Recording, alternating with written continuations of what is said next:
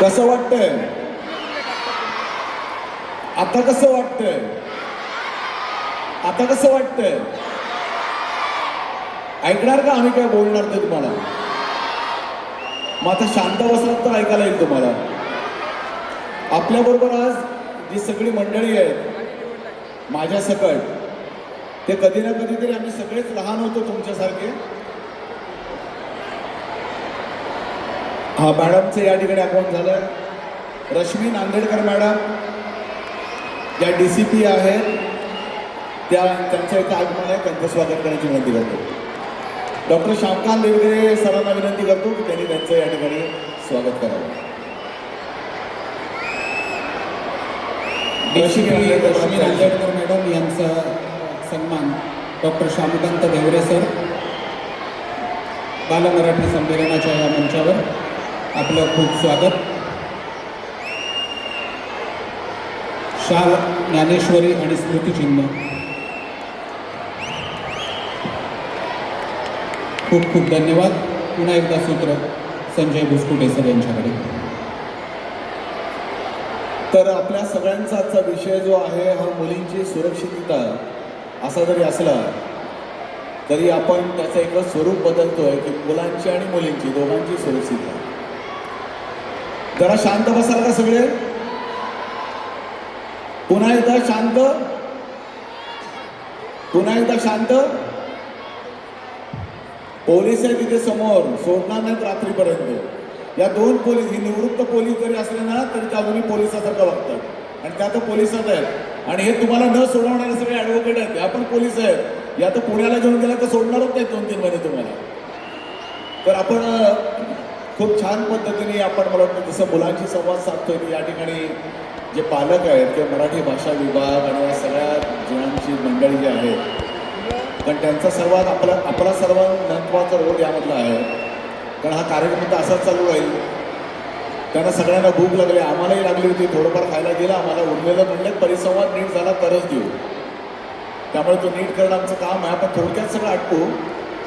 आपण जर का पाहिलं तर वर्तमानाच्या समाज जीवनामध्ये ना आपण की या सगळ्या गोष्टींमध्ये सुरक्षितता म्हटल्यानंतर फक्त आपल्याला एकच माणूस आठवतो, तो म्हणजे फक्त पोलीस.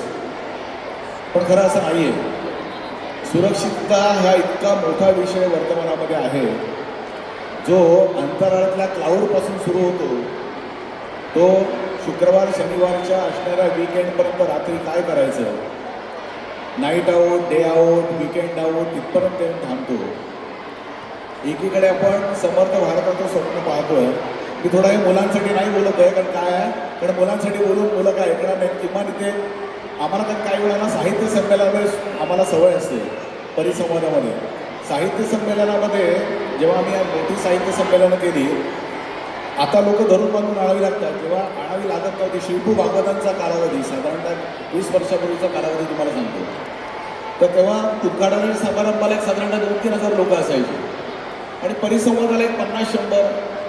पण ते 50-100 म्हणजे जसं म्हणतात ना की संख्या किती ती महत्त्वाची नाही, गर्दी किती ते महत्त्वाचं.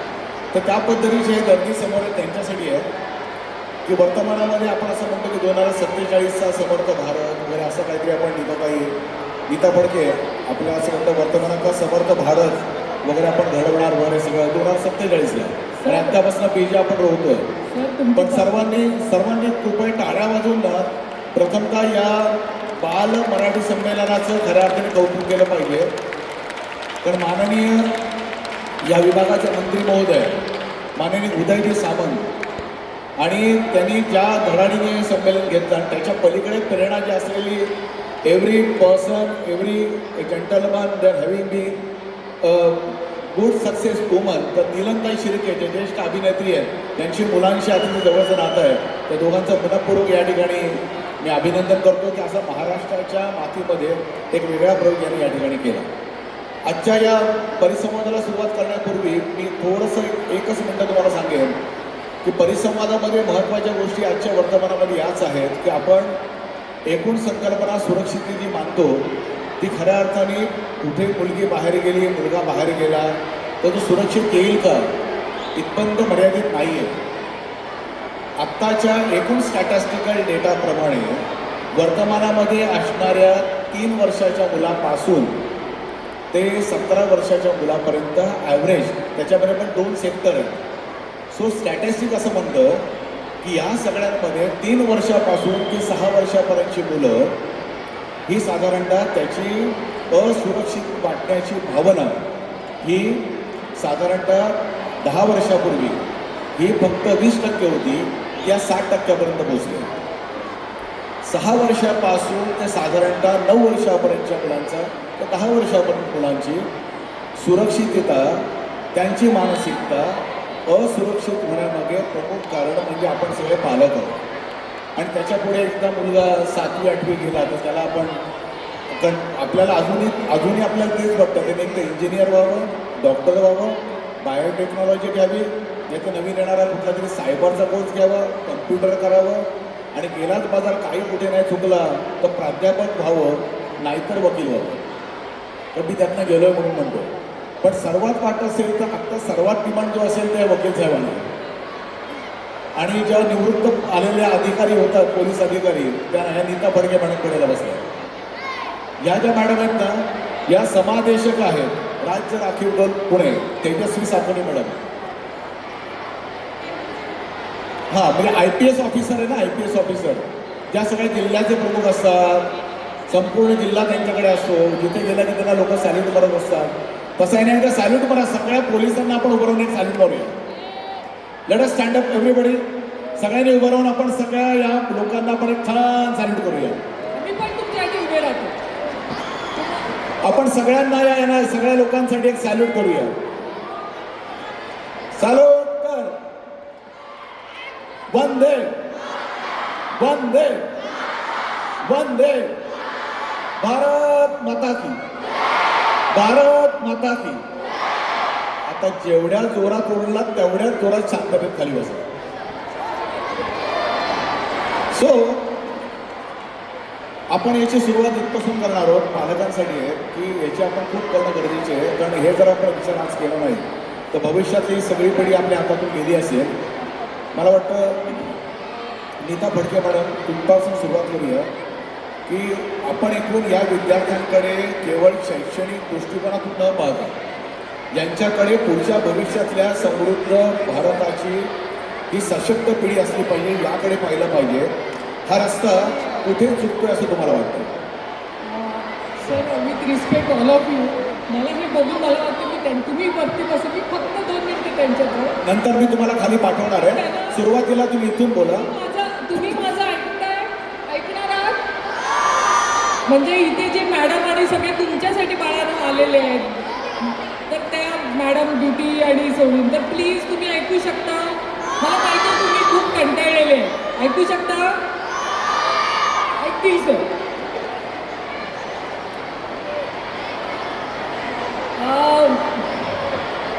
तुम्हाला माहिती आहे आजचा विषय काय आहे? विषय काय आहे? मी उभी राहू का तुमच्यासाठी?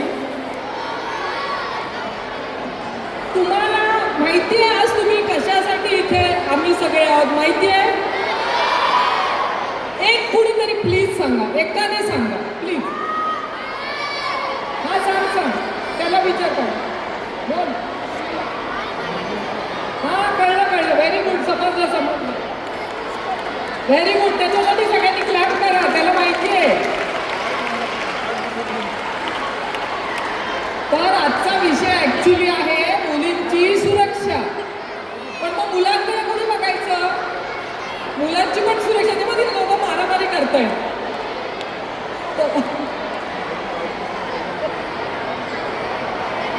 सुरक्षा म्हणजे काय? तुम्हाला हा विषय काय आहे? आज तुम्हाला कोणत्या प्रकारची पोलिसांची गरज लागते का? तुम्हाला माहिती आहे तुम्ही पोलीस स्टेशनला कधी गेलात? ठीक आहे.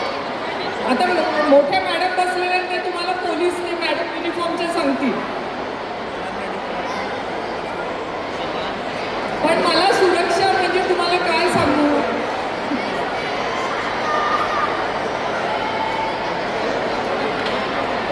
नाही, आपण म्हटलं की साहजिक आहे, मुलांमध्ये एवढे मोठ्या संख्येने जेव्हा मुलं येतात तेव्हा त्यांनी आपल्याकडनं ऐकावं असं काही अपेक्षित नसतंच. कारण आपण कुठे ऐकत होतो आपल्या वयात? तर त्याने आता आपलं ऐकावं असं म्हणायची काय नाही. तो आपण एन्जॉय करायला पाहिजे, हरकत नाही. पण त्यांना जे सांगायचं ते इथे बसून सांगता येणार नाही, त्यांच्या मध्ये जाऊन सांगायला लागेल. आणि ते आता सांगण्याची जबाबदारी आमच्याकडे नाही आहे, कारण आम्हाला वेळ खूप मर्यादित आहे. तर मला वाटतं आपण थोडक्यात ही समोरची मंडळी आहे त्यांचं पालकत्व स्वीकारलेली, त्यांच्याकरता आपण कार्यक्रम करूया. तर मॅडम तुमच्याकडे तुम्ही सांगू शकाल की मुळामध्ये या सगळ्या अनुभवातून जाताना की मुलींची आणि मुलांची सुरक्षितता यावर वर्तमानामध्ये काय केलं पाहिजे? पोलीस म्हणून हे ठीक आहे, कायदे बिदे सगळे असतील, कायद्याच्या पलीकडे जाऊन कायद्याचं अवलंबन लोकांमध्ये नाही म्हणून गुन्हे घडतायत, गुन्हे घडल्यानंतर कायदे तुकडे पडतायत म्हणून ते गुन्हे सिद्ध होते, नक्की नाही.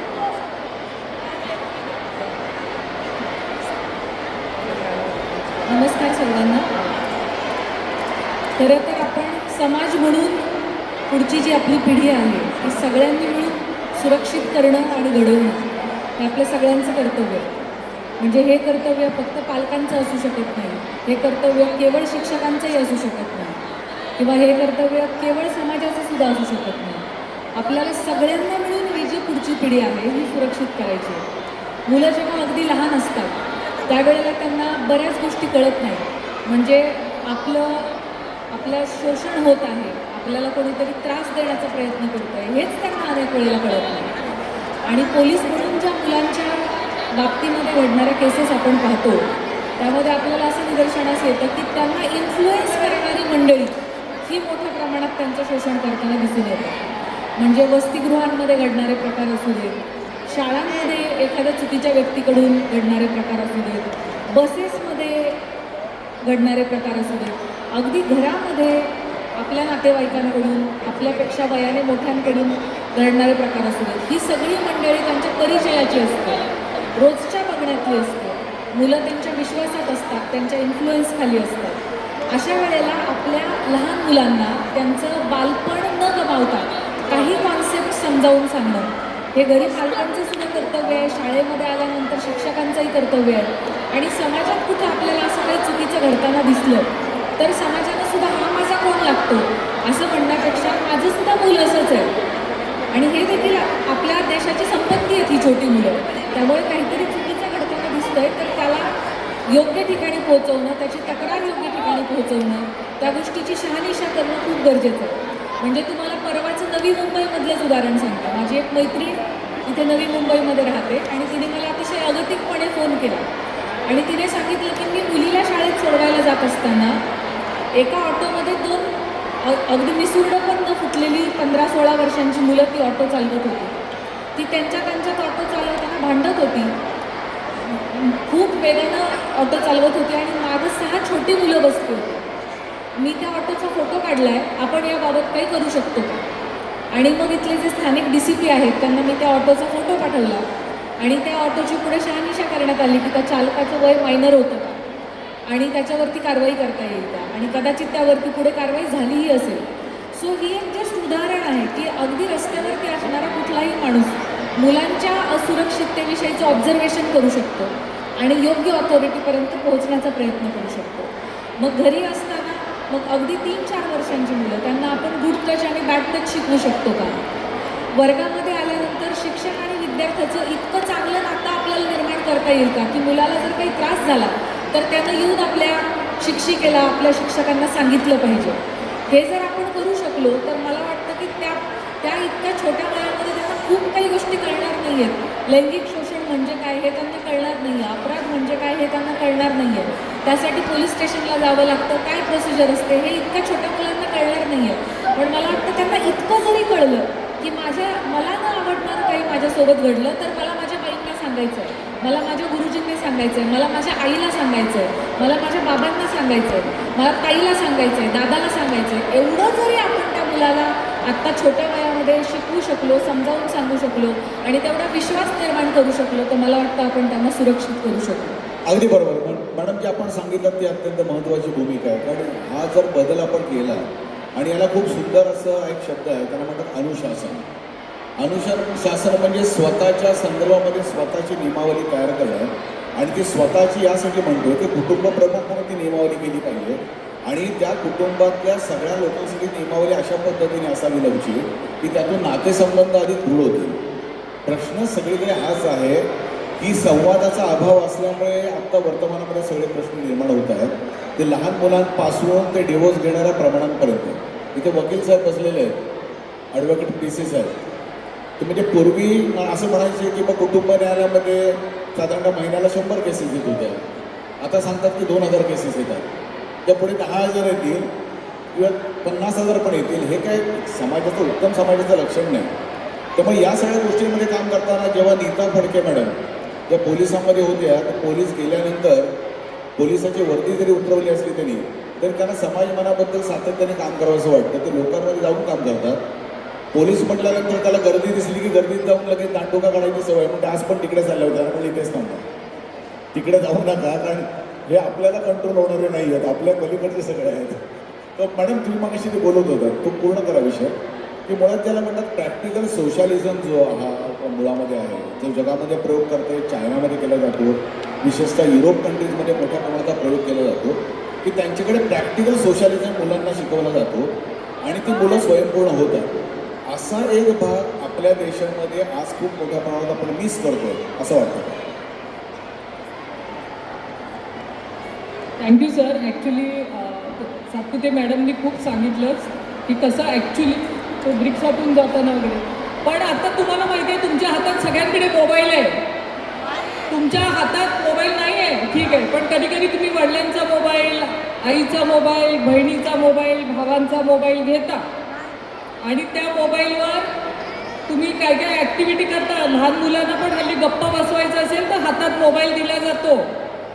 म्हणजे एखादं काहीतरी पॉकेट, आता ते गेम असतात तुम्हाला ॲप, ते मी पण बघते बरीचशी मुलं ते गेमवर असतात. ॲप गेम असतो ना काहीतरी, ॲप आहे ना काहीतरी, माहिती तर नाही तुम्हाला सगळे असे ॲप आहेत. डोरेमॉन. हां, तर तुम्हाला ते आवडतो, खूप आवडतो आणि तुमच्यासाठीच ते सगळे ॲप आहेत गेम. पण बाळांनो, जेव्हा तुम्ही ते ॲप वापरता, मुली वापरतात, मुलं वापरतात आणि त्याच्यानंतर ना अशा काहीतरी दुर्घटना ऐकायला मिळतात आम्हाला.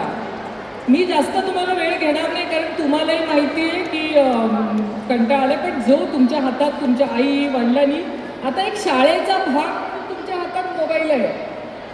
तुमच्या कोविड नंतर तुम्हाला शाळेतला अभ्यासक्रम शिकायला सुद्धा मोबाईल हातात आहे, आयपॅड आहे, बरोबर आहे ना. शाळेत ते द्यायचे ना पूर्वी, कोविडमध्ये अभ्यास द्यायचे ना ऑनलाईन, दिला ना. म्हणजे तो पण तुम्ही हातात मोबाईल घेऊन किंवा आयपॅड घेऊन बघितला. तर तो जेव्हा मोबाईल हातात येतो तेव्हा कुठचे गेम खेळायचे मुलींनी आणि मुलांनी, कुठच्या त्या साईटवर जायचं, कुठचे ॲप डाउनलोड करायचे. आपल्याला आपण जो मोबाईल हातात घेतो त्याचा आई वडिलांना, मोठ्या भावाला, आपल्या मोठ्या बहिणीला, काका, कुणी पण जे मोठं आहे त्याला दाखवायचं की ह्या मोबाईल माझ्या हातात आहे, त्या मोबाईलवर मी काय करतो. कारण काहीतरी अशा घटना कानावर नंतर येतात. जसे आपले टीचर्स शाळेत, तुम्हाला आई वडिलांना नाही सांगायचं, भीती वाटली तर टीचर्सना सांगा, मैत्रिणींना चांगल्या सांगा. पण जो मोबाईल तुम्ही हातात घ्याल तो खूप काळजीपूर्वक घ्या. आपण काय त्या मोबाईलवर ॲक्टिव्हिटीज करतो, पेरेंट्सनी सुद्धा, इथे टीचर पेरेंट्स आहेत किंवा समोर, ते आपल्या हातात, मुलाच्या हातात जी वस्तू आपण डिजिटल डिव्हाइस देतोय, मोबाईल देतो, कारण प्रत्येकाच्या घरात अभ्यासासाठी टाईम, मुलांना थोडं एंटरटेनमेंटसाठी आपण मोबाईल देतोच. आणि अगदी 3-4 वर्षाचं मूल पण छान हँडल करतंय मोबाईल. पण प्लीज तो मोबाईल हँडल करताना मुलांनी आणि मुलींनी खूप काळजी घ्या. कारण मी आफ्टर रिटायरमेंट, जसं सरांनी सांगितलं, खरंच म्हणजे माझा पोलिसिंग संपला नाही. कारण मला वाटतं की काहीतरी करावं म्हणून मी एक NGO जॉईन केलं आहे ज्याचं नाव आहे ब्रश ऑफ होप. आणि आम्ही तुम्ही जिथे सांगाल तिथे तुम्हाला येऊन मदत करतो, ज्यांना पोलीस स्टेशनला जायचं नाही. पण प्लीज मोबाईल हाताळताना प्लीज खबरदारी घ्या रे बाळानं. आपल्या आईवडिलांना समजून सांगा. एवढंच सांगायचं. मला जास्त तुमच्याशी बोलायचं नाही, पण आय एम व्हेरी हॅपी की सर आवाज थांबला. Thank you, love you. आवाज 2 गोष्टींमुळे थांबवू शकतो की त्यांना वाटलं लवकर संपवतील, पण लवकर संपवणार आहोत, काळजी करू नका. तर ॲडव्होकेट पद्मनाभ तुमच्याकडेच येणार आहे. कारण महत्त्वाचं आहे की थोडंसं मुलांना सांगा ना, की पालक पण आहे समोर त्यांची किंवा आपले अधिकारी वर्ग या ठिकाणी आहेत, काय सांगता येईल की कायद्याचं ज्ञान थोडंसं कमी असल्यामुळे म्हणजे लॉचं ज्ञान कमी असल्यामुळे असे गुन्हे घडतात का? अगदीच खरं आहे. आपल्या भारतामध्ये लहान मुलांसाठी अनेक कायदे आहेत. म्हणजे बालकामगार असू दे किंवा लैंगिक शोषण असू दे किंवा बालविवाह असू दे, एव्हा ना की मुलींना मुलांसमोर सम हक्क द्यायचं पण आपल्या भारताने बरेच कायदे केलेले आहेत. NGO जे मॅडमनी सांगितलं त्यांचे NGO चालत आहेत, त्यांचा खूप मोठा रोल आहे. आत्ताच एक सुप्रीम कोर्टमध्ये केस झाली 3-4 महिन्यापूर्वीच. मुलांना एक गोष्ट आहे, एक गोष्ट आहे, एक आपल्या सर्वोच्च न्यायालयामध्ये एक मोठी केस झाली. ती गोष्टीच्या रूपाने मी तुम्हाला सांगतो. एक लहान मुलगी होती 13-14 वर्षाची, 13-14 वर्षाची होती, परिस्थिती गरीब होती. तर ती कामाच्या निमित्तानं आपल्या घराच्यांना सपोर्ट व्हावा म्हणून तो कामाच्या निमित्तानं बाहेर पडली, स्टँडवर गेली होती आणि तिला कामाची गरज आहे असं पाहून एक 4 व्यक्ती तिथं आले आणि तिला आमिष दाखवून तिला गाडीत घालून घेऊन गेले तर एका दाम्पत्याच्या घरी गेले. आणि ते दाम्पत्य दिसायला एकदम सुशिक्षित होतं आणि त्या दाम्पत्याच्या घरी गेल्यानं तिला तिथून ती मुलं निघून गेली. त्या मुलीला कळलं की तिला वाटलं की तिथं काम करायचं आहे. त्यांनी तिथं ठेवलं आणि मग काही गिरायकांना बोलून तिथं प्रॉस्टिट्यूशनचा व्यवसाय चालू करायचा होता. मग काही गिरायक आल्यावर ती अजून लहान होती, तिला कळलं नाही, तिने नकार दिला. मग त्या माणसाने एक निखिल नावाच्या माणसाकडे त्या मुलीला सुपूर्द केलं. त्या निखिल नावाच्या माणसाकडे ती मुलगी अनेक दिवस राहिली. तिथं तिला व्यवसायाची सवय लावली आणि मग पुन्हा तिला जे दाम्पत्य होतं ते व्यवसाय करत होतं त्यांच्या रेंटेड प्रिमायसेसमध्ये ठेवले. मला सांगायचं असं आहे की NGOने खूप मोठं काम केलं. एका NGOला हे समजलं तर तिथल्या माणसाने पोलीस स्टेशनला सोबत घेऊन सापळा रचला आणि तिथं NGOची व्यक्ती आणि पोलिसांची व्यक्ती तिथं गेले आणि जाऊन तिथं बघितलं की ती मुलगी तिथं होती. त्या क्षणाला सगळ्यांना अटक केली आणि मग हायकोर्टमध्ये कर्नाटकामध्ये घडलेली गोष्ट आहे. कर्नाटकामध्ये जोरातल्या जोरात जी मोठी शिक्षा आहे, मोठा आवाज उठला आणि त्यांना मोठी शिक्षा देण्यात आली. ते सुप्रीम कोर्टमध्ये आल्यावर सुप्रीम कोर्टने खूप खूप खूप अत्यंत वेदनादायक ही घटना आहे ह्या शब्दामध्ये हे जजमेंट हे केलेलं आहे आणि सगळ्यांचं जे काय शिक्षा दिलेली आहे ती ठामपणे ठेवलेली आहे. मला थोडक्यात एवढं सांगायचं की जो कायदा आहे आपला, हा कायदा फक्त काही सुशिक्षित लोकांपर्यंत आहे. तळागाळात अजून हा कायदा गेलेला नाही आहे. जोपर्यंत कायदा तळागाळातल्या लोकांना समजत नाही तोपर्यंत त्याची अंमलबजावणी होणं कठीण आहे. त्यासाठी समाज प्रबोधन करणं पण गरजेचं आहे, जेणेकरून घरातल्या लोकांनाही कळावं आणि समाजातल्या लोकांनाही कळायला पाहिजे. पौर्णिमा सूर्यवंशी मॅडम आपल्याकडे आहेत, ज्यांचा लॉशी अत्यंत जवळचा संबंध आहे. एका रिसर्च इन्स्टिट्यूटमध्ये Shivajirao Jondhale law and research इन्स्टिट्यूटमध्ये ते काम करतात, स्वतः प्राचार्य आहेत. पौर्णिमा मॅडम, तुम्हाला काय वाटतं या सगळ्या गोष्टींमध्ये एक महिला म्हणून, पण आपण प्रत्येकजण त्या लहानपणात गेलेलो की हा सगळा बदललेला काळ आपण पाहतोय, काय वाटतं, काय सांगता येईल तुम्हाला? असा कुठला प्रसंग सांगता येईल का की हे करताना आपल्या लक्षात येईल की कायद्याचे एवढे कंगोरे आहेत की खरा न्याय मिळणं अवघड होऊन जातं किंवा तो न्याय मिळणं सहज सोपं होऊन जातं आणि मुळात ती घटना घडल्यानंतर ती घटना परत घडू नये म्हणून कायदा अजून सक्षम करण्याची गरज आहे, काय सांगता येईल? सर, ह्यामध्ये मी एक इन्सिडेंट शेअर करीन. आमचं जे कॉलेज आहे शिवाजीराव जोंधळे इन्स्टिट्यूट, हे आसनगावमध्ये आहे. तर तिथे नुकतीच आपल्याला सगळ्यांनाच माहीत असेल, नुकतीच एक घटना घडलेली. त्या स्कूलचं नाव मी घेत नाही, पण त्या स्कूलमध्ये घटना घडलेली आणि त्या स्कूलमध्ये घटना घडल्यानंतर आम्ही हे रिअलाईज केलं, ॲज अ लॉ इन्स्टिट्यूट म्हणून आम्ही रिअलाईज केलं की कुठेतरी ह्यांना लॉचं नॉलेज नाही आहे, ह्यांना कुठेतरी अवेअरनेस ही जी गोष्ट महत्त्वाची आहे. आजचा हा प्रोग्राम घेऊन जे आपण अवेअरनेस करतो, ह्यांना अवेअरनेस नाही आहे. मग आम्ही इमिजिएटली काय केलं, ॲज अ लॉ इन्स्टिट्यूट म्हणून आम्हाला लीगल एड अवेअरनेस हे आम्हाला BCI रूल्सच्या अंडर लीगल एड हे कंपल्सरी पार्ट आहे, जो आम्हाला हा लीगल एड थ्रू आम्हाला लोकांना अवेअर करायचं आहे. मी इमिजिएटली पंचायत समितीला, तिकडच्या शहापूरच्या पंचायत समितीला मी अप्रोच केलं आणि पंचायत समितीला सांगितलं की जर ही घटना आपल्या इथे घडते आहे, ही खूप दुःखाची गोष्ट आहे, आपण इमिजिएटली कोलॅबरेट करूया. एज्युकेशनल इन्स्टिट्यूशन हे खूप महत्त्वाचा रोल प्ले करते. आज जेवढे टीचर्स इथे बसले आहेत आलेले, हे खूप महत्त्वाचं आहे, because teachers are the first line of defence. मुलांमध्ये बदल जो घडतो तो सगळ्यात जास्त मुलं जास्त वेळ हे स्कूलमध्ये स्पेंड करतात. त्याच्यामुळे पालकांपेक्षा जास्त हे टीचर्स ऑब्झर्व करू शकतात की हा मुलगा किंवा ही मुलगी अत्यंत ॲक्टिव्ह आहे, पण आज ती खूप शांत दिसते किंवा 2-3 दिवसापासून हिच्यामध्ये चेंजेस दिसत आहेत. तर teachers are the first line of defence. मग आम्ही इमिजिएटली काय केलं, आम्ही स्कूलमध्ये पॉक्सो अवेअरनेस करायला सुरू केलं. आणि ज्या वेळेला आम्ही स्कूलमध्ये गेलो आणि ते अवेअरनेस केलं, आम्ही ते प्रोग्राम्स केले, आम्ही बरोबर सोबत बॅनर्स सुद्धा नेले की काही लोकांना वर्ड्सनी कळत नसेल तर इमेजेसनी त्या लोकांना ते इझिली कळावं. आम्ही जेव्हा गेलो आणि ज्या वेळेला इव्हेंट झाला तसं आम्ही 7 ते 8 स्कूल्समध्ये केलं. आणि स्कूल्समध्ये केल्यावरती जेव्हा ट्रेनिंग झाल्यानंतर टीचर्स आमच्याकडे येऊन सांगायला लागले की madam, we are extremely thankful to you and your team. आम्हाला ही गोष्ट माहितीच नव्हती की हे असं पण या कायद्यामध्ये आहे. जे सो मला बोलायचं आहे moral of the story, knowledge ignorance of law हे सगळ्यात मोठं आपलं सेटबॅक आहे. जे लोकांमध्ये हे नॉलेज नाही आहे आणि हे स्कूलमध्ये रेग्युलर बेसिसवरती थ्रू टीचर्सला ही प्रॉपर ट्रेनिंग दिली पाहिजे. आणि कुठलाही स्टाफ हायर करताना, स्कूल बस असेल किंवा स्कूल ड्रायव्हर असेल किंवा काही ताई आया तुम्ही हायर करताय तर त्यांचा बॅकग्राऊंड चेक केल्यानंतरच त्यांना हायर करण्यात यावं. कारण मुलं ॲज आय सेड मॅक्झिमम वेळ हे स्कूलमध्ये स्पेंड करतात. त्यामुळे टीचर्सवर ही जबाबदारी खूप जास्त आहे. आणि टीचर्सनी पण ही गोष्ट आहे की प्रत्येकजण घाबरतो, अरे मी याच्यात फसीन का, म्हणून लपवायचा प्रयत्न करतो. तर तसं करू नका. तुम्ही बोला, काउन्सिलर्स आहेत, पोलीस ऑफिसर्स आहेत, त्याच्यामध्ये आपल्याला इमिजिएट हेल्प मिळते. आणि सर ह्याच्यामध्ये मला एक सांगायचं, आपल्याकडे इम्प्लिमेंटेशन हे खूप खूप खूप पुअर आहे. कायदे सगळे कायदे आहेत आपल्याकडे प्रोटेक्शनसाठी, पण त्याचं जेव्हा ॲक्च्युअल इम्प्लिमेंटेशन येते त्यावेळेला आपण खूप मागे पडतो सर. आणि हे मी माझा स्वतःच्या बाबतीमध्ये अनुभवलेलं आहे. So what I want to say is awareness महत्त्वाचा आहे आणि जागरूकता. आणि असे कार्यक्रम हे जे आजचा जो मोठा मंच आहे बाल मराठी संमेलनमध्ये जो हा मोठा इव्हेंट, असे कार्यक्रम हे कंटिन्युअस झाले पाहिजे म्हणजे जास्तीत जास्त मुलं या गोष्टीवरती अवेअर होतील आणि टीचर्समध्ये पण हा अवेअरनेस आहे. अगदी बरोबर आहे. पौर्णिमा मॅडमने जे सांगितलं ना तो महत्त्वाचा मुद्दा आहे की जर का आता माझ्या या मुद्द्याशी सातपुते मॅडम पण नक्कीच त्यामुळे सहमती येतील की बऱ्याचशा घटना घडतात. म्हणजे मी जो माझा अभ्यास केला त्या अभ्यासाप्रमाणे आजच्या वर्तमानाच्या स्थितीमध्ये ज्याला आपण सुशिक्षित कॅडर म्हणतो की आपण त्याला मध्यमवर्गीय, उच्च मध्यमवर्गीय यांच्यामध्ये अशा घटना घडल्यानंतर पोलिसांकडे जाण्याचं प्रमाण हे खूपच कमी आहे.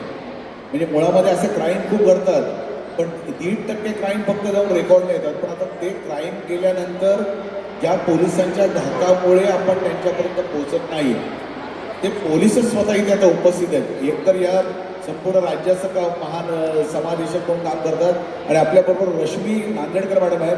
मॅडम, अशा घटना आपण नवी मुंबई परिसरामध्ये काम करतात, जे अशा घटना प्रत्यक्षात आपल्यापर्यंत येतात तर जी व्हिक्टीम असते, ज्याच्यावर अन्याय झालेला असतो, तो मुलगा असेल मुलगी असेल, तर ती येताना तिची मानसिकता कशी असते आणि आपल्याला काय जाणवतं. मुळामध्ये पोलिसांकडे जाताना जो धीटपणा पाहिजे ती प्रत्यक्ष घडल्यानंतर कशी घटना घडली, कारण ती घटना इतकी विचित्र असते की सांगणं आणि कथन करणं हे पण कठीण असतं. आम्ही बऱ्याच वेळा असं ऐकतो की प्रत्यक्ष ती व्हिक्टीम मुलगी आहे, ती 2 का 3 वर्षाची, तिलाच बरेच प्रश्न विचारले जातात म्हणून पालक तिथे जातच नाही. तर प्रत्यक्षात कितपत खरं आहे आणि या गुन्ह्यांची उकल होण्याचं प्रमाण आणि शिक्षा होण्याचं प्रमाण किती आहे? सर, आपलं अगदी बरोबर आहे. या ज्या घटना आहे या सातत्याने घडत असतात, परंतु प्रॉब्लेम असा आहे की त्या रिपोर्ट होत नाही. आणि त्याच्यामध्ये मला असं वाटतं की मॅडमने जसं सांगितलं तसं अवेअरनेस खूप कमी आहे. ॲक्च्युअलमध्ये कायद्याने खूप मोठ्या प्रमाणात संरक्षण दिलेलं आहे मुलांना, महिलांना आणि ज्येष्ठ नागरिकांना. कायदे त्या दृष्टीने केलेले आहेत, सक्षम केले आहेत, स्ट्रिंजंट केले आहेत, परंतु अवेअरनेसच्या अभावामुळे समाजात ते पसरलेलं नाही आणि म्हणून सर्व घटना रिपोर्ट होत नाही. आणि ज्या झाल्या त्यांना म्हणजे पोलिसांकडे आल्यानंतर आपल्याला माहितीच आहे की सर्व जे एक योजना आखलेली आहे ती अशी आहे की मुलांना जास्तीत जास्त, महिलांना जास्तीत जास्त कम्फर्ट करूनच त्यांना बोलावलं जातं, बोलतं केलं जातं. आणि त्यानंतर जी म्हणजे निर्भया केसनंतर जे खूप मोठ्या प्रमाणात बदल केले, निर्भया सेल तुम्ही त्यानंतर तयार केलं, त्या निर्भया केसनंतर जे बदल केले त्यामुळे भरपूर प्रमाणात मुली बोलायला लागल्या, महिला बोलायला लागल्या असं आपल्याला म्हणता येईल. त्यानंतरचं जे आपलं पॉक्सो आहे त्याच्या अंतर्गतही भरपूर संरक्षण दिलं आहे आणि त्या केसेस ज्या लवकर लागल्या जातात फास्ट ट्रॅकमध्ये, त्याच्यामुळे जे शिक्षा होते त्याचा पण आपण पॉझिटिव्ह रिझल्ट बघू शकतो. पण तरीसुद्धा अजून अवेअरनेस आपल्याला गरजेचं आहे. जसं आतापर्यंतच्या सर्वच वक्त्यांनी सांगितलं तसं अवेअरनेस याशिवाय महिला आणि म्हणजे जे आपण म्हणू की शिक्षक वर्ग झालं किंवा कौटुंबिक व्यवस्था, मुलाच्या म्हणजे पहिली आई जी आहे ही पहिला गुरु. तर आईने तिला म्हणजे आईशी मूल बोललं पाहिजे, शिक्षकांशी मूल बोललं पाहिजे आणि नंतर समाजात मोठं झालं पाहिजे. याच्यासाठी जर प्रयत्न झाले तर ते निश्चितपणे फायदेशीर होईल असं मला वाटतं. पिसे साहेब तुमच्याकडे मी येतो, पण आपण आता शेवटचा आहे राऊंड करूया. आणि या कार्यक्रमात कारण हा कार्यक्रम खूप चांगला आहे. म्हणजे मुळात हे संमेलन जे भरवली संकल्पना खूप चांगली आहे. म्हणजे मुलांचा आरडाओरडा करायला पण आजकाल जागा नाही त्यांच्याकडे. आपण बोलत मुद्दा किमान 2 दिवस त्यांना नीट आरडाओरडा तरी करता येतो, हे पण खूप चांगलं आहे. आणि पण हे सगळं पाहिलं तर मला असं वाटतं की मुळामध्ये आपल्या एज्युकेशन पॉलिसीमध्ये हे कुठेतरी मिसिंग आहे या सगळ्या गोष्टींचं. आपण इंजिनियर घडवण्याकरता प्रयत्न करतोय, आपण प्रोफेशनल्स करतोय, आपण AI कडे चाललोय. पण AIच्या माध्यमातून देखील अशा पद्धतीचं आपण एक नॉलेज शेअरिंग प्लॅटफॉर्म शाळांमध्ये असायला पाहिजे आणि त्याला कायद्याच्या माध्यमातून अध्यासन पाहिजे असं वाटत नाही. अगदी बरोबर आहे. मुलांच्या शाळेमध्ये पाठ्यपुस्तकांमध्ये शिक्षणाचा भाग म्हणून थोडे सगळेच कायदे नसले तरी थोडे त्यांचे जे हक्क आपल्या कायद्याने दिलेत हे त्यामध्ये सामील केले गेले पाहिजे, जेणेकरून लहानपणापासूनच त्यांना आपले अधिकार हे समजले जाते. मला आणखीन एक प्रामुख्याने गोष्ट सांगायची आहे की मुलींची सुरक्षितता ही फक्त आपण लैंगिक शोषण किंवा पळवून नेणे या बाबतीत असता कामा नये. त्याच्या पलीकडे जाऊन त्यांचं शिक्षण, त्यांचं कुपोषण किंवा त्यांचं पुढे गेल्यानंतर बालविवाह थांबणे किंवा त्यांना समान अधिकार मिळणे, या सगळ्या गोष्टीचा जर लहान मुलींना जर आपल्याला देता आलं तर ते खऱ्या अर्थाने सुरक्षितता आपल्याला करता येईल असं मला वाटतं. तेजस्वी मॅडम काय सांगता येईल की मुळात तुम्हाला या सगळ्या गोष्टीत आपण स्वतः आता पोलीस दलामध्ये कार्यरत आहात, हे पाहिल्यानंतर आणि महिला पण आहात, तर महिला म्हणून एक काय सांगता येईल की आपण विचारवेगळी नागरी जीवनाबद्दल करतोय. आजही आपण नागरी जीवनातल्या मुलामुलींबद्दल विचार करतोय, पण अनागरीमध्ये मोठ्या संख्येने आजही अशी मुलं आहेत की ज्यांना कुठलंच प्लॅटफॉर्म नाही, ज्यांना कुठे दात पण मागता येत नाही, त्यांच्यावर अनेक अत्याचार होत असतात, ते कुठपर्यंत जाऊ शकत नाही. सर्वसामान्य ग्रामीण विभागाचा दबाव त्यांच्यावर असतो आणि ते आयुष्यावर व्हिक्टिमच राहतात किंवा त्यांना ती सवय झालेली असते की आपल्याला अशा गुन्ह्यांमधून अशा गुन्ह्यांना सामोरं जायचं आहे, हा रुटीन आपल्या जीवनाचा भाग आहे. हे बदल होण्यासाठी एकीकडे आपण संगणकीय क्रांती AIच्या गोष्टी करतोय, दुसरीकडे आपण खूप मागे पडत चाललो. ही मोठी विषमता, मोठी दरी होते असं वाटतं का? मला असं वाटतं की ही दरी जी होती आहे ती कमी होत चालली आहे आणि टेक्नॉलॉजी हे त्याचं खूप मोठं कारण आहे. पूर्वी ज्या गोष्टी आणि ज्या प्रकारचं एक्सपोजर फक्त काही ठिकाणी अवेलेबल होतं ते आज सगळीकडे अवेलेबल आहे. मोबाईल आज ग्रामीण भागातही पोहोचलेला आहे. सगळ्या प्रकारचं ज्ञान आपल्याला त्या मोबाईलच्या माध्यमातून मिळू शकतं. पण मोबाईल हे दुधारी हत्यार आहे. त्याचा झाला तर आपल्याला फायदाही करून घेता येईल आणि आपण त्याचा फारसा विचारपूर्वक वापर केला नाही तर त्याचा खूप तोटाही आपल्याला होऊ शकतो. जसं मगाशी मॅडम बोलताना म्हणाल्या की अगदी लहान मुलं जेवण करत नसतील तर त्यांना मोबाईल समोर सुरू करून दिला जातो आणि त्यांना भरवलं जातं. का? कारण आपल्यात पेशन्स राहिलेले नाही आहेत की आपण त्या मुलाला वेळ देऊ शकू आणि त्याला भरवू शकू आणि तेवढं पेशन्स आपण ठेवू शकू. त्यामुळे टेक्नॉलॉजी ही खूप सकारात्मक पद्धतीनं ग्रामीण भागामध्ये वापरता येऊ शकते. परंतु ते वापरताना जसं तुम्ही एक सुरुवातीला महत्त्वाचा मुद्दा मांडला की अनुशासन असायला पाहिजे. आता राहिला दुसरा मुद्दा की विषमता ही पूर्ण दूर होण्यासाठी अजूनही बराच कालावधी आपल्याला जाणं बाकी आहे. मग सद्यस्थितीत असलेल्या विषमतेवरती आपल्याला काय करता येईल आणि स्पेशली बालकांच्या बाबत आपल्याला काय करता येईल. तर ग्रामीण भागातली जी मुलं आहेत त्यांना जे एक्सपोजर मिसिंग आहे अर्बन एरियाच्या तुलनेनं रुरल भागामध्ये जे एक्सपोजर मिसिंग आहे, मला असं वाटतं की ती मुलं ही गवत फुलासारखी आहेत. त्यांना खूप गोष्टींची आवश्यकता नाही आहे, त्यांना थोड्या संधीची आवश्यकता आहे आणि ते त्या संधीचं सोनं करू शकतात. म्हणजे एक छोटी गोष्ट मी या निमित्तानं सांगू इच्छिते की एक अतिशय श्रीमंत माणसाचा एक कुत्रा असतो आणि त्या कुत्र्याला रोज अनेक नवीन पदार्थ भरवले जात असतात. एक दिवशी मालक आजारी पडतो आणि त्याला स्वतःचं अन्न शोधायला सांगतो. तो कुत्रा अनेक छोट्या प्राण्यांच्या मागे पडतो परंतु शिकार मिळवू शकत नाही. तो म्हणतो की तुला एवढं प्रशिक्षण दिलेलं आहे, सगळं दिलेलं आहे, तरीसुद्धा तू एक दिवसाचं अन्न मिळवू शकला नाहीस, मग काय उपयोग आहे त्याचा. मग तो म्हणतो की हो, मला एक जरा सशाचं छोटं पिल्लू सापडलं होतं, मी त्याच्यामागे खूप पळालो पण ते माझ्या हाती आलं नाही. मग मालक म्हणतो की मग काय होतो.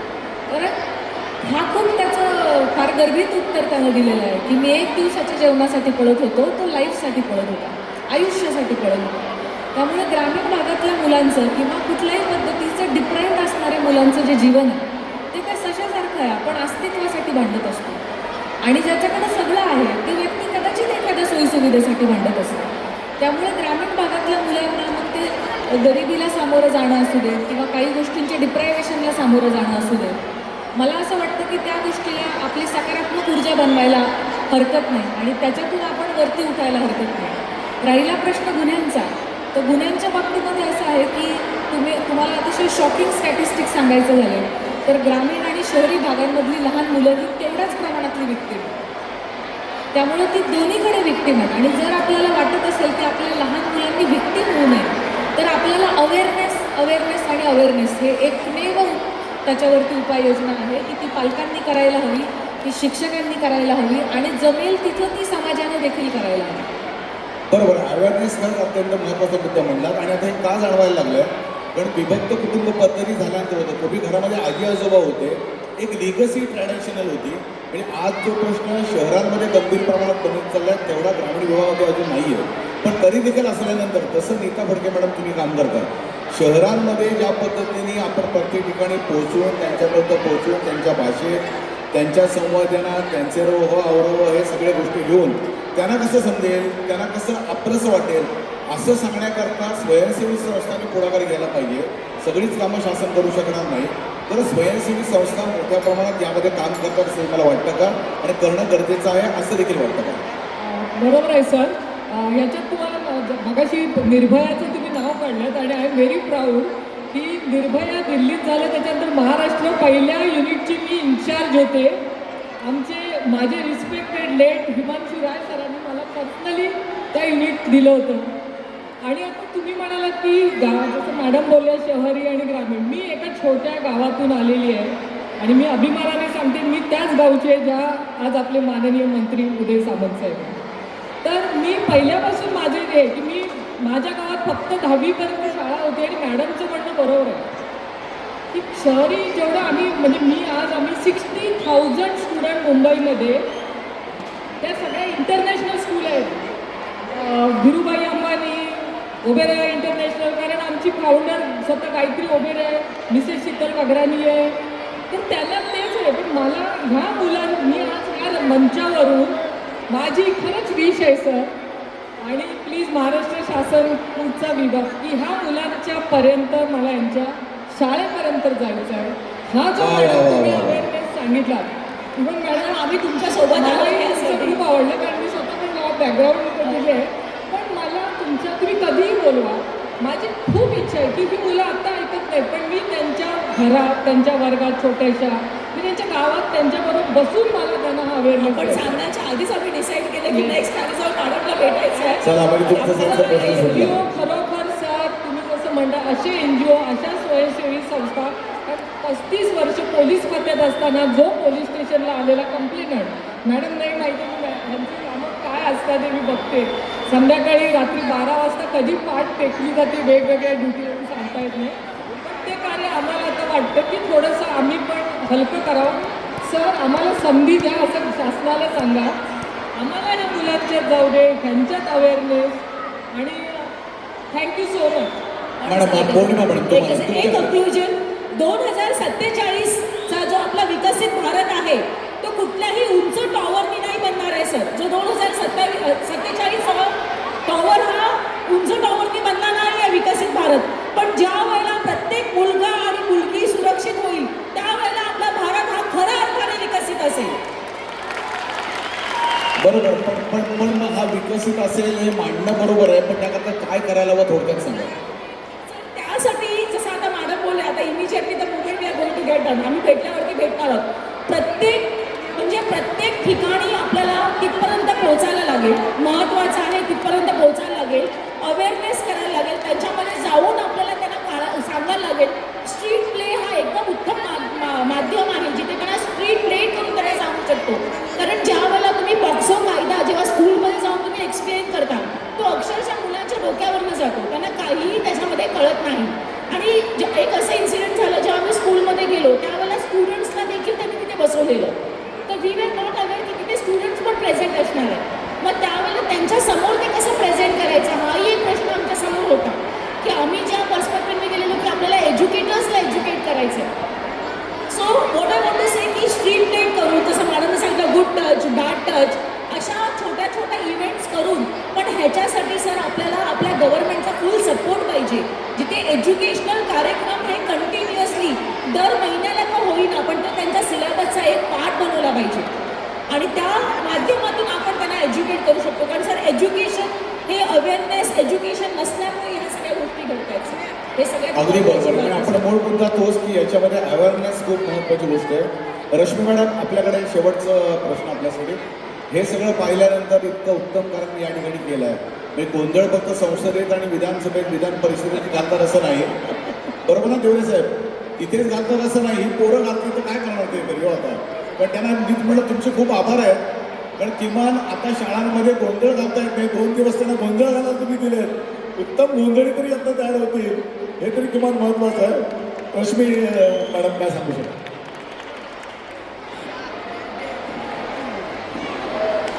काय काय भावी काय सांगतील काय कारण या आपल्या या विभागाने पुढे कशा पद्धतीने काय करणं गरजेचं आहे ज्यातून हा गोंधळ वाढला तरी चालेल पण पोरं मात्र नक्कीच चांगली झाली पाहिजे.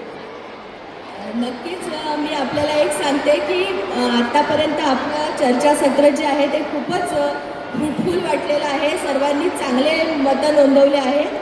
परंतु मुलांची ऐकण्याची मानसिकता नाही. तरी जे आपण शिक्षक वर्ग आहे आणि पालक वर्ग आहे त्यांना एकच सांगतो आहे की शासन आणि शासनाकडून अनेक योजना येतात आहे बालक महिला आणि मुलं यांच्यासाठी आणि पोलीस प्रशासनाकडून सुद्धा बेसिकली नवी मुंबई पोलीस आयुक्तालयाकडून शासनाच्या सर्व योजना ज्या महिलांसाठी मुलांसाठी आहे या सर्व खूप प्रामाणिकपणे राबवल्या जातात. तर आपण यांचा फायदा घ्यायला हवा. सर एक अजून सांगते की बाकीच्या योजना जर सांगत बसले तर यांचं मानसिकता नाही किंवा यांना म्हणजे वेळ वाढेल. पण ज्या हेल्पलाईन आहे त्या हेल्पलाईनचा तरी कमीत कमी वापर करावा अशी मी सर्वांना आवाहन करते. आणि हे हेल्पलाईन हे खूप इझी आहे की त्या माध्यमातून पोलिसांपर्यंत सर्व मुलं महिला येऊ शकतात. स्कूलमध्ये मॅडम आमचे सतत उपक्रम सुरू असतात. आमचे पोलीस स्टेशनचे सर्व लोक जातात अवेअरनेस प्रोग्राम करतात आणि या सर्व गोष्टींची माहिती देतात. त्याशिवाय मी अजून एक सांगते की आता जे अद्ययावतीकरण सुरू आहे आणि आपण जे सारखं टेक्नॉलॉजीचा आपण वापर करतो आहे संपूर्ण प्रशासनामध्ये त्याच्यामध्ये आम्ही व्हॉट्सॲप चॅनलसुद्धा लॉन्च केला आहे ज्याच्यामध्ये व्हॉट्सॲपवर सुद्धा कुठलीही तक्रार प्राप्त झाली अगदी छोटीशी तरी आम्ही त्याची दखल घेतो आणि त्यावर 100% कारवाईची मी आपल्याला गॅरंटी देऊ शकते. कारण सोशल मीडिया आस्पेक्ट जो आहे सोशल मीडियावर जरी आम्हाला काही मिळालं तरी आम्ही त्यांची दखल घेतो आणि तात्काळ त्या संबंधित पोलीस स्टेशनला सांगतो. तर या संपूर्ण जे काही शिक्षक आणि पालक यांना कुठेही असं वाटलं की तुमच्या एरियात असं काही चुकीचं सुरू आहे तर मी आपल्या सर्वांना विनंती करते की आपण जास्तीत जास्त मोकळेपणाने आम्हा सर्वांना हे माहिती द्यावी जेणेकरून जर चुकीची घटना आपल्या एरियात सुरू असेल तर त्याच्याबद्दल पोलीस काहीतरी कायदेशीर कारवाई करू शकते. धन्यवाद सर. खरं आहे खूप आजच्या या परिसंवादामध्ये मुलींची सुरक्षितता त्याच्याऐवजी मुलांची आणि मुलींची सुरक्षितता यामध्ये आज सर्वजण सहभागी झाले. या ठिकाणी नीता फडके मॅडम सहभागी झाल्या, रश्मी नांदेडकर मॅडम सहभागी झाल्या, तेजस्वी सातपुते मॅडम सहभागी झाल्या, पौर्णिमा सूर्यवंशी सहभागी झाल्या आणि ॲडव्होकेट पद्मनाभ पिसे सर पण या ठिकाणी सहभागी झाले. खूप खूप आभार. खरं तर घरी गेल्यानंतर बायको ऐकत नाही म्हणून आपण जो रागावतो त्यापेक्षा एवढी मुलं गोंधळ करत असताना आपण बोलत राहिलो. सर्व मुलांचे खूप आभार. एवढ्या गोंधळात देखील आम्हाला बोलता येतं एवढे पेशन्स आमच्यात तुम्ही निर्माण केलेत त्याबद्दल सर्वांचे मनपूर्वक आभार. इथेच थांबतो. पुन्हा एकदा गोंधळ घालण्यासाठी पुढल्या वर्षी भेटूया.